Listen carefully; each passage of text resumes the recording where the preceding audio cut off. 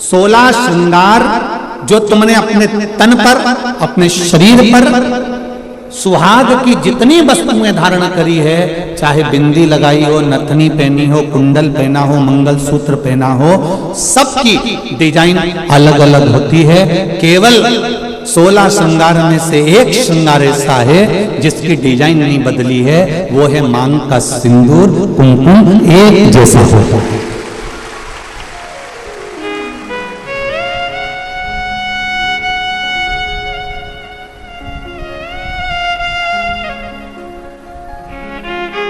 बोलो सही है कि गलत है? मांग का सिंदूर, मांग की कुमकुम, मांग में लगने वाला कुमकुम, इसकी डिजाइन कितनी बदल गई लोगों की जिंदगी में। मंगलसूत्र की डिजाइन बदल गई, चूड़े की डिजाइन बदल गई, कुंडल की, नथनी की, बेंदा की, सब की डिजाइन बदली, टीकी की भी डिजाइन बदल गई, पर नहीं बदली तो मांग के सिंदूर कंकु की डिजाइन नहीं बदली, क्योंकि इस डिजाइन को तो परमात्मा ने छाप कर भेजा है, तो उसको बदलना भी मुश्किल है, वो नहीं बदल सकता।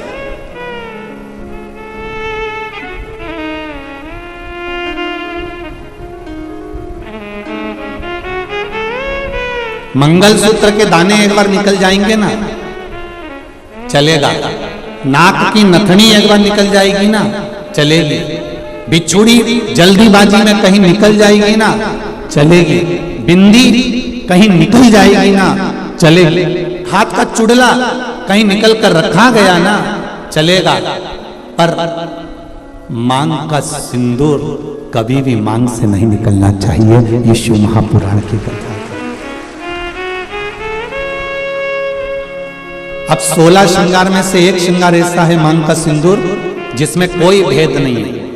करोड़पति माता भी अपने सिर में लगाती है और एक सब्जी बेचने वाली भी अपने सिर में लगाती है। वो सिंदूर ने समानता बनाकर रखी।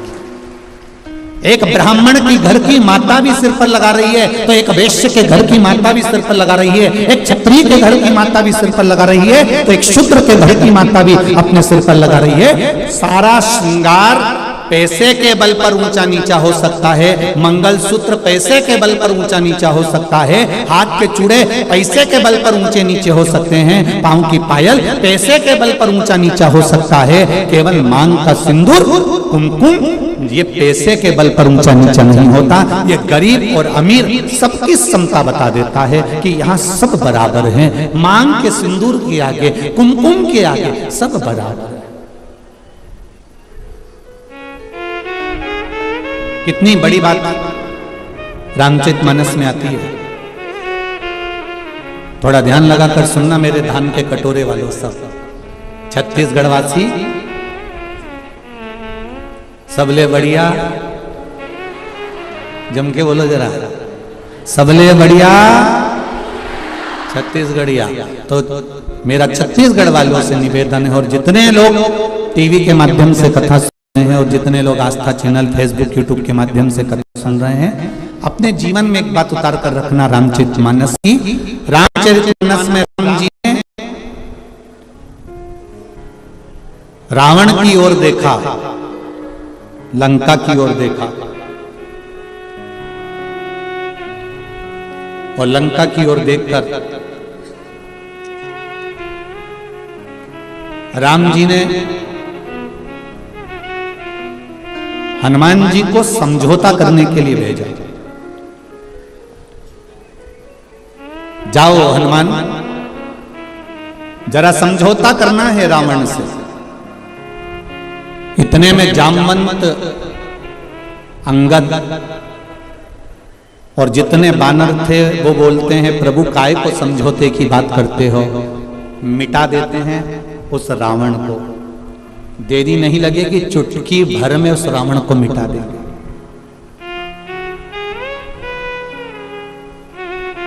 चुटकी भर में रावण को मिटा देंगे। राम जी ने कहा, रावण को मिटाना सरल है, पर मंदोदरी के मांग के सिंदूर को मिटाना कठिन है। जरा ध्यान दीजिए, रावण को मिटाना सरल है, पर जो ये मंदोदरी ने मांग में सिंदूर धारण कर कर रखा है, जो मंदोदरी अपनी मांग में सिंदूर धारण कर कर रखी है, जो मंदोदरी अपनी मांग में कुंकुम धारण कर कर रखी है, जो मंदोदरी अपनी मांग में कुमकुम रखी हुई है, इसका सौभाग्य इसके सामने है। और इसका जो भजन है, इसका जो आनंद है, इसका जो स्मरण है, वो इतना प्रबल है कि उसको मिटाना कठिन है।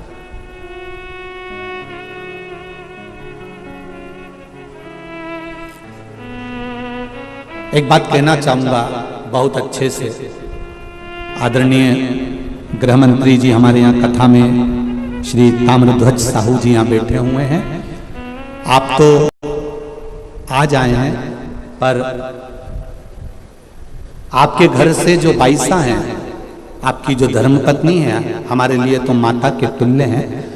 हमने देखा कल भी परसों भी 2 दिन से हम लगातार देख रहे हैं, कहीं के दूसरे मंत्री की अगर पत्नी होती ना तो 3 घंटा कथा में नहीं बैठती, पर हमने ये चीज देखी है कि वो 5 दिन की कथा में 2-3 दिन लगातार कथा का रसतत्व ग्रहण कर रहे हैं। हम कहना चाहेंगे, संपूर्ण विश्व के सनातनियों को एक बात बताना चाहेंगे कि पति जब घर से बाहर निकलता है, पति जब अपना घर छोड़कर किसी मार्ग की ओर आगे बढ़ता है, तो उसके साथ में धर्म पत्नी भले साथ नहीं रहती हो, पर उसके मांग में जो सिंदूर रहता है ना, उसकी चमक पति के साथ हर पल रहती है। ये निश्चितता,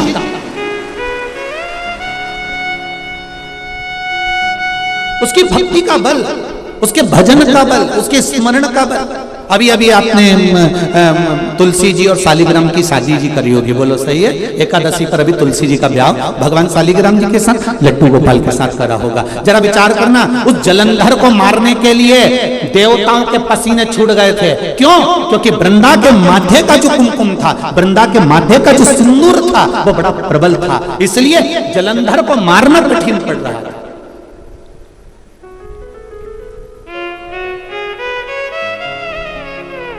फिर करा क्या गया कि इसके सात्वित्व को डिगाया जाए, और सात्वित्व को डिगाने के लिए भेजा। जब उसका सात्वित्व डिग गया, सात्वित्व टूट गया, तब जलंधर के प्राणों को हरा गया। फिर निवेदन करूंगा, मेरी जितनी माताएं यहाँ बैठी हैं, जितनी मेरी बहन बैठी हैं, जितनी मेरी जीजियाँ बैठी हुई हैं, जितनी मेरी बेटियाँ बैठी हुई हैं, निवेदन करूंगा, मंगल पाणिग्रहण संस्कार होने के बाद में, विवाह हो जाने के बाद में, अपने मस्तक पर मांग में, भले आजकल तो फैशन हो गया, ज्यादा सिंदूर नहीं लगाती हैं माताएं, कुंकू नहीं लगाती हैं, थोड़ा उनको एक अलग सा फील होता है, तो उनको वो थोड़ा, मेरा निवेदन है कि मेरी जीजियों से, मेरी माताओं से, मेरी बहनों से, मेरी बेटियों से निवेदन है, शादी होने के बाद में मांग में, और एक फिर निवेदन करूंगा, वो पेंसिल जैसी नहीं, पेंसिल जैसी नहीं, सिंदूर तुम्हारे पति ने जिस समय तुम मंडप के अंदर बैठी थी और चांदी के सिक्के से, तलदार से, अंगूठी से, डब्बी में से भर भर कर तेरी मांग में भरा था, ऐसा सिंदूर तुम्हारी मांग में भरा होना चाहिए, ऐसा भरा होना चाहिए।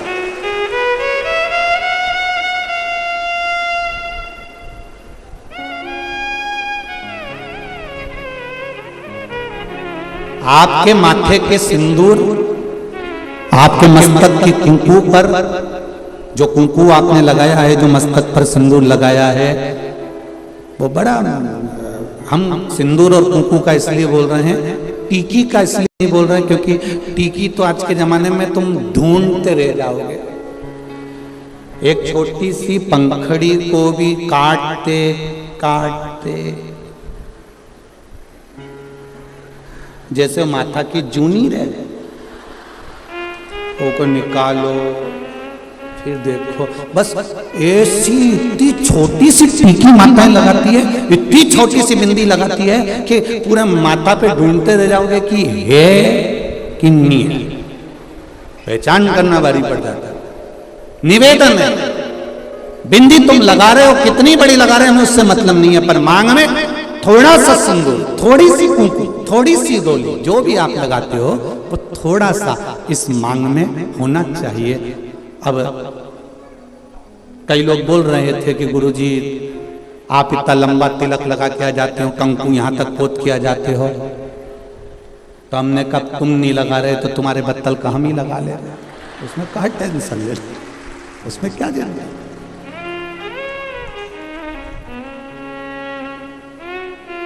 एक कथा याद आ जाती है, उस कथा में एक बार हम कथा करने के लिए काला पीपल गए, तो वहां कथा करने गए तो वहां पर एक माता बूढ़ी बूढ़ी सी, बहुत 70-80 साल की, और कथा में आगे बैठ गई और कथा हुई। वो माता का नियम था डंडा टेक के आती थी और 2 चोटी करके आती थी, एक में लाल रिबिन, एक में पीला रिबिन, 2 रिबिन पहले माता रिबिन बांधती थी, आप लोगों को ध्यान में होगा, ऐसा लाल ऐसा गुत्ता गुत्ता गुत्ती गुत्ती यहाँ तक आती थी, और फिर जो स्कूल जाने वाली छोरियां होती थी बेटियां, वो यहाँ से लेकर फिर यहाँ चिट्टा बांध लेती थी। पहले ऐसा चलता था, केला वाली चोटी। अब वो बुजुर्ग जो माता थी वो चोटी करके बैठ जाए। अब वो कथा करते करते करते करते बार बार ध्यान उसकी चोटी पे जाए। अब ऐसा होता है, अब कोई विशेष अगर कोई बैठे कोई आए तो उस पर ध्यान तो जाए कि आखिर। अब वो बार बार ध्यान जाए तो हमारा कथा में मन नहीं लगे। अब मन नहीं लगे तो हमने एक प्रश्न कर लिया, माँ आपसे एक बात पूछना है। कब बोलो गुरुजी। हमने कहा माँ बस इतना सा पूछना है कि सारी माताएं एक चोटी करके आती है, तू 2 चोटी करके क्यों आती है। उसने कहा महाराज जी ये भी कोई पूछने वाली बात है, ये कोई अच्छी बात है तुमने जो पूछा, अभी नहीं बताऊंगी मैं। हमने सोचा डोकरी बहुत तेज है, बहुत तेज। हम कथा कर कर जिनके यहाँ रुके हुए थे अग्रवाल जी के हम पहुंच गए। सुबह सुबह 6 बजे डोकरी ने आकर, बूढ़ी अम्मा ने आकर वो शटर बजाई। वो शटर बजाई तो हमने आशीष से कहा जरा दरवाजा खोलो। दरवाजा खोला तो डोकरी डंडा लेके खड़ी थी। कहाँ है महाराज। आशीष तो दरवाजा ही नहीं खोला, वापिस आ गया। गुरुजी वो बुढ़िया आई है डंडा लेके। हमने कहा दरवाजा तो खोल आने दे। अब बुढ़िया आके बोली, कुर्सी पे बैठ गई, महाराज देखो ये पीली वाली जो चोटी है ना ये तो मेरी है। अब हमने कह दिया तो ये नीली वाली पड़ोसी की है। इतने में बोली अरे सुन तो सही महाराज, ये पीली वाली मेरी है। अच्छा मुस्कुराई भी ऐसी, इसका आधे 2 दांत आगे के नहीं थे, बाकी के सब थे। अब वो बोली कि ये जो पीली वाली है ना ये हमारी है। हमने कहा ठीक। फिर ये गुरुजी पहले मेरे पति की भी चोटी थी, उसने कटा ली, मैंने एक बढ़ा ली। मेरे कहा क्या कहने, ये सनातन धर्म है, ये भारत की भूमि की सभ्यता और संस्कृति का आनंद है।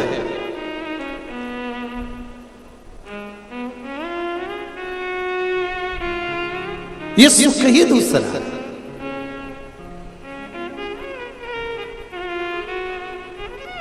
आप लोग जितनी संख्या में यहां बैठे हो, 1 2 3 4 पंडाल में, पंडाल के बाहर, पीछे के पंडाल में, साइड के पंडाल में, ग्राउंड में, जितने पंडाल में आप लोग बैठे हुए हो, इस ग्राउंड को छोड़कर जितने ग्राउंड के अंदर हैं, पंडाल के अंदर हैं, और जितने इधर उधर बैठे हैं, इससे दुगने पंडाल के बाहर, रोड से लेकर रेलवे स्टेशन तक, जितने अंदर हो उतने बाहर।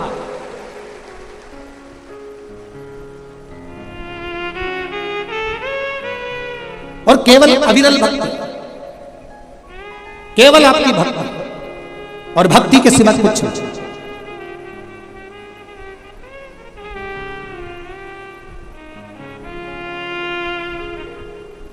एक भाव आपके भीतर जो समाहित हुआ है, एक भाव, और बहुत जरूरी है। पहले के समय में उम्र का ठिकाना होता था कि 100 साल तक जियोगे। आज के समय में उम्र का ठिकाना नहीं होता कि आप कितने साल जियोगे।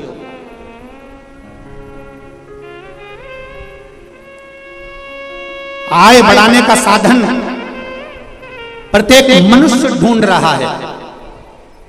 आप भी जितने लोग बैठे हो ना, हमारी आय बढ़ना चाहिए, हमारी कमाई बढ़ना चाहिए, हमारा व्यापार बढ़ना चाहिए, हमारा पैसा बढ़ना चाहिए। आय बढ़ने का साधन प्रत्येक मनुष्य ढूंढता है, पर मनुष्य ये नहीं ढूंढ पाता कि आय के साथ में मेरी उम्र कैसे बढ़े। आय बढ़ाते बढ़ाते बढ़ाते बढ़ाते मनुष्य की उम्र घटती चली जा रही है। घर में पैसा तो बढ़ रहा है, पर 65, 70, 75, 80 में आउट हो जा रहा है, समाप्त। दुनिया के लोग आपको आय बढ़ाने का साधन बताएंगे, विदेश के लोग आपको आय बढ़ाने का साधन बताएंगे, सारे संसार के लोग आपको आय बढ़ाने का साधन बताएंगे कि पैसा कैसे कमाना चाहिए, पैसे कैसे प्राप्त करना चाहिए, धन कैसे प्राप्त करना चाहिए। संपूर्ण विश्व के लोग आपको आय बढ़ाने का साधन बताएंगे, पर शिव महापुराण की पोथी, शंकर भगवान की यह कथा, शिव महापुराण आय बढ़ाने के साथ साथ आपको बताती है कि आपकी उम्र कैसे बढ़े। और वो उम्र बढ़ाने के लिए केवल आपको 3 जगह पर जाना है। एक अपने माता पिता के चरणों में, दूसरा अपने गुरु के चरणों में, और तीसरा शंकर भगवान के मंदिर। क्यों?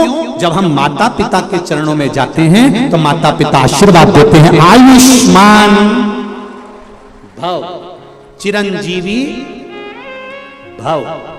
गुरु के चरणों में जाते हैं तो गुरु आशीर्वाद देते हैं, आयुष्मान भव, चिरंजीवी भव, स्वस्थ रहो, मस्त रहो, आनंद में रहो। और शंकर जी की शरण में जाते हैं तो उसका नाम महामृत्युंजय है। वो एक लोटा जल जब हम चढ़ाते हैं तो वो भी हमको आशीर्वाद देता है, आप आरोग्य रहो, रोग से मुक्त रहो और निर्मल रहो। सारी दुनिया आपको आय बढ़ाने का साधन बताएगी, सारी दुनिया आपको आय बढ़ाने का साधन निश्चित करेगी, सारी दुनिया आपको पैसे कमाने का साधन बताएगी। पर शिव महापुराण की कथा कहती है 3 जगह पर जरूर जाओ, एक अपने माता पिता के पास, एक अपने गुरु के पास, और एक शंकर जी के मंदिर में 1 लोटा जल लेकर। यहाँ 3 जगह जाने से जब माता पिता का आशीर्वाद मिलता है, गुरु का आशीर्वाद मिलता है, शंकर भगवान का आशीर्वाद मिलता है, तो हमारी आय भी बढ़ती है और उम्र भी बढ़ती है, हमारा जीने का तरीका भी बढ़ता है।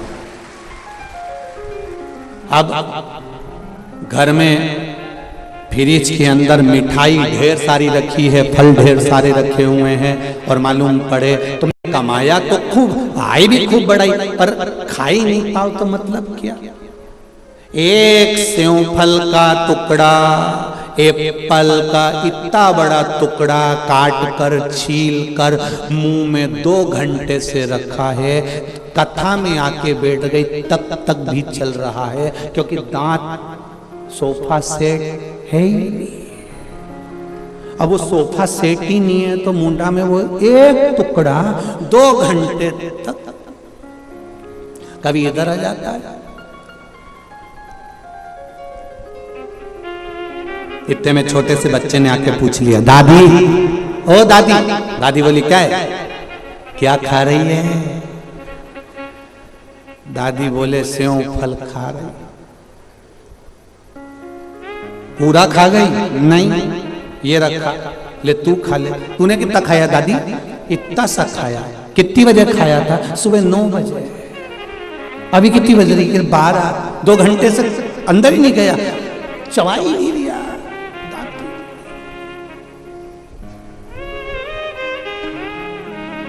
ध्यान।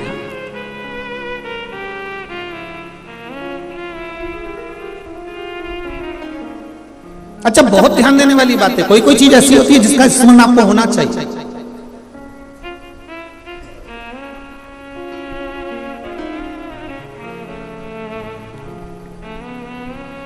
चश्मा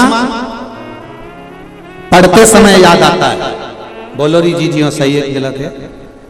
चश्मा अगर पंडाल में भूल गए, घर पर भूल गए, पढ़ते समय चश्मा याद आता है। बत्ती सी जम के बोलो जरा। खाते समय याद आती है, मैंने फ्रिज में रखी थी, हमारा दांत ना जाने कहाँ चले गया, बहू को आवाज लग गई, देख तुम्हारी बत्ती सी कहाँ रखी है? मम्मी तुमने कटोरी में रखी थी फ्रिज में, उसमें तो है ही नहीं। मालूम पड़े कथा में आई थी, बैग में दरी की दरी रखी, बैग कोई चुरा के लगा, बत्ती सी। चश्मा पढ़ते समय याद आता है, बत्ती सी खाते समय याद आती है, और शिव नाम मरते समय याद आता है कि शिव में है। शंकर का अनुमोदन है क्या, शिव तत्व है क्या, शंकर का गुणगान क्या है, शिव महापुराण का रसतत्व क्या है। ये मृत्यु की सैया पर पड़े रहोगे, प्राण छूट रहे होंगे, मृत्यु के घाट पर जा रहे होगे, तब याद आएगा कि श्री शिवाय नमस्तुभ्यम में है क्या, एक लोटे जल में है क्या, एक बेलपत्री में क्या है। ये मृत्यु की सैया पर याद आएगा। चश्मा पढ़ते समय याद आता है, बत्ती सी खाते समय याद आती है शिव नाम, मरते समय याद आता है कि शंकर के उस नाम में तत्व क्या छुपा है, क्या है। उम्र घटती चली जा रही है,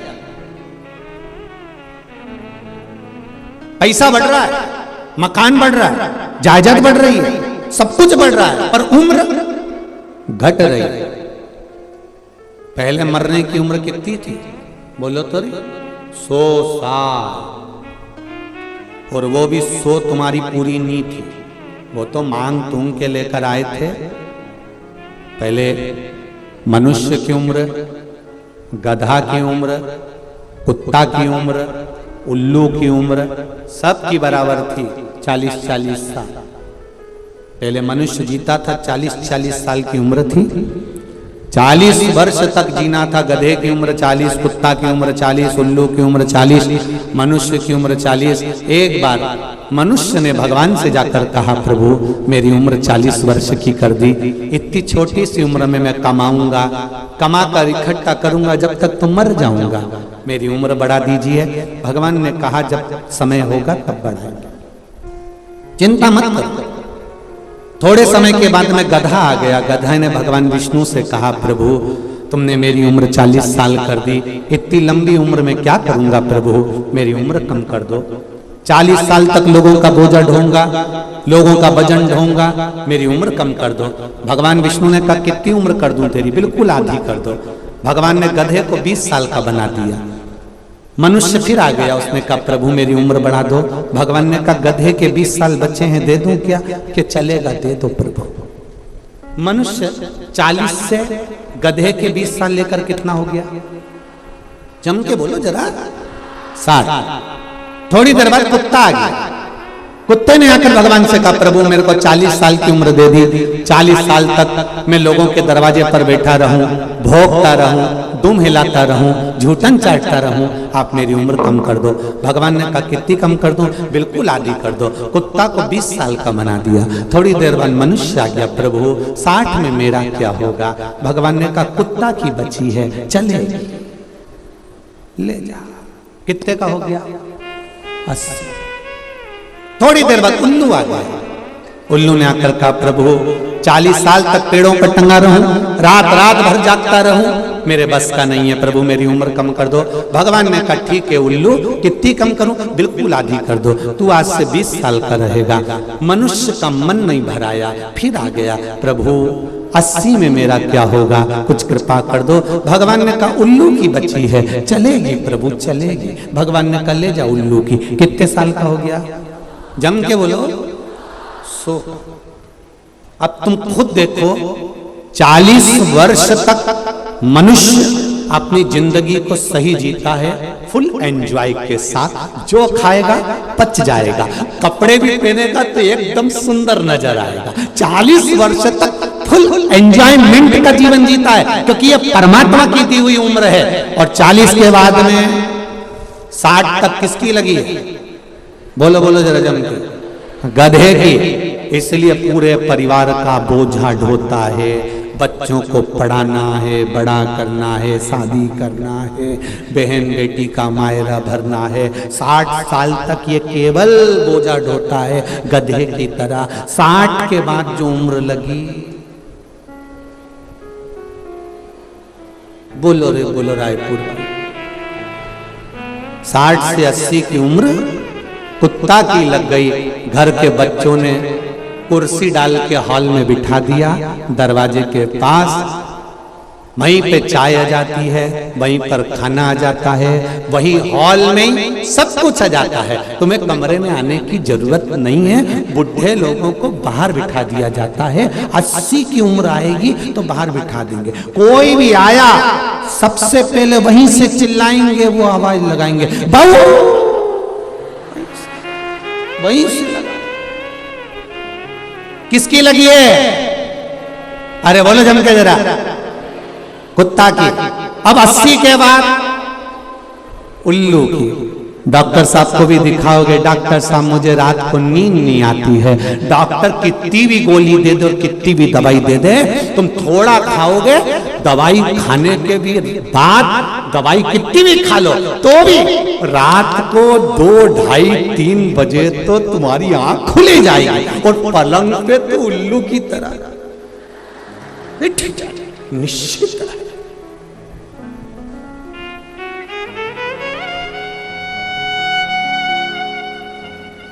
80 से 100 वर्ष तक नींद को बुलाने का प्रयास भी करोगे तो नींद नहीं आने वाली, क्योंकि उल्लू की लगी। इसलिए शिव महापुराण की कथा कहती है 40 तक की जिंदगी अपनी है, उस जीवन को इतना खुश होकर जियो कि बाकी की जिंदगी खुश होकर जी सको। इतना खुश होकर, फुल आनंद के साथ।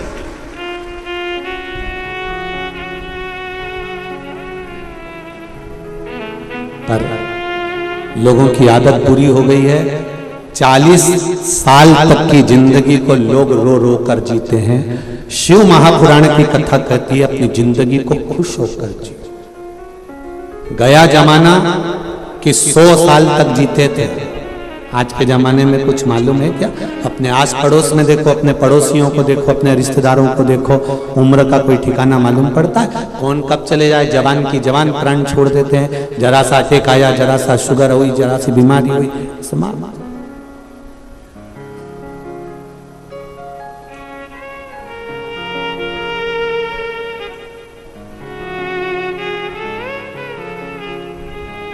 किसी ने पूछा, गुरुजी पहले तो लोग 100 साल तक जीते थे, भगवान ने ऐसा क्यों कर दिया कि अब 100 साल तक तो कोई जा ही नहीं पाता, उससे पहले ही मर जाते हैं?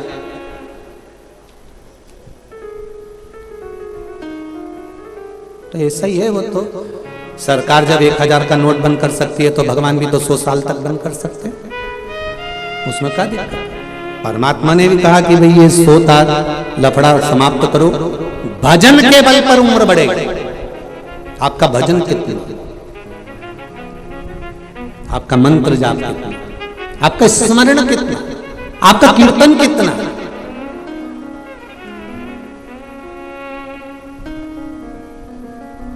कहे ना राम नाम लीनो तूने भरी जवानी में, तू डूब के मर जा रे चुल्लू भर। अच्छा, एक टेंशन वाली बात तो है कि ये इतना बड़ा मनुष्य चुल्लू भर पानी में डूब के कैसे मरता होगा रे? ये भी तो सोचने वाली बात है कि इतना बड़ा मनुष्य, इसको तो कुआं चाहिए, नदी चाहिए, बावड़ी चाहिए, तालाब चाहिए, और ये तो चुल्लू भर पानी में महाराज बोल रहा है कि तू डूब के मर जा रे। तो शिव महापुराण की कथा कहती है जो ये मानव का शरीर प्राप्त करने के बाद भी भगवान का भजन नहीं करता, जो ये मानव का शरीर प्राप्त करने के बाद भी भगवत गुणगान नहीं करता, जो ये मानव का शरीर प्राप्त करने के बाद भी अपने माता पिता की सेवा नहीं करता, जो ये मानव का शरीर प्राप्त करने के बाद भी कभी शंकर भगवान की कथा को नहीं सुनता, ये मानव का शरीर प्राप्त करने के बाद भी जो परमार्थ का काम नहीं करता, किसी दीन दुखी कोई गरीब आदि की सहायता नहीं करता, शिव महापुराण की कथा कहती है फिर वो मनुष्य नहीं रहता, वो एक कीड़े की तरह रहता है, और कीड़ा चुल्लू भर पानी में डूब के मर सकता है। इसलिए कहा कि तू डूब के मर जा रे चुल्लू।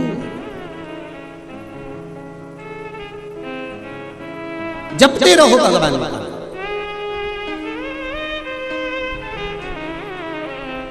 भगवान की अविरल भक्ति जपते रहो, करते रहो।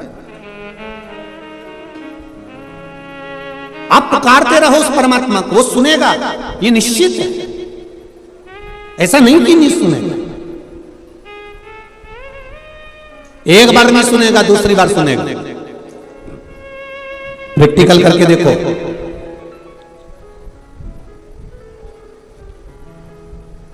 प्रैक्टिकल करके देखना तुम। कहीं पर भी फोन पर, मोबाइल पर या मंदिर के अंदर श्री शिवाय नमस्तुभ्यम तुम जम के चिल्ला कर देखना, जितने लोग वहां खड़े होंगे पहचान जाएंगे ये सियोर वाला महाराज की चेली है।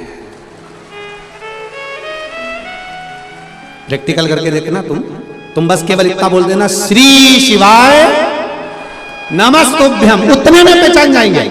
अब जरा विचार करो, तुम्हारे श्री शिवाय नमस्तुभ्यम बोलने से लोग ये जान जाते हैं कि ये सियोर वाले महाराज की कथा सुनी है, तो श्री शिवाय नमस्तुभ्यम बोल लेने से वो भी तो पहचान जाएगा कि ये अपनी वाली है। उठा लो इसको, दुख मत देना, इसको कष्ट मत देना, इसको रोग मत देना, इसको बीमारी मत देना, इसको शरणागति देना है। शरणागति ये पत्र में आया। भगवान जाने क्या बना के भेजा।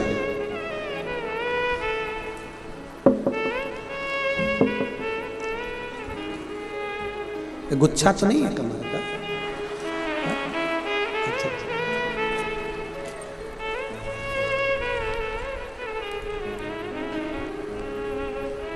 पहले चैनल वालों से क्यों ये जरूर दिखा देना, जो भी है हमारे छत्तीसगढ़ की पहचान है।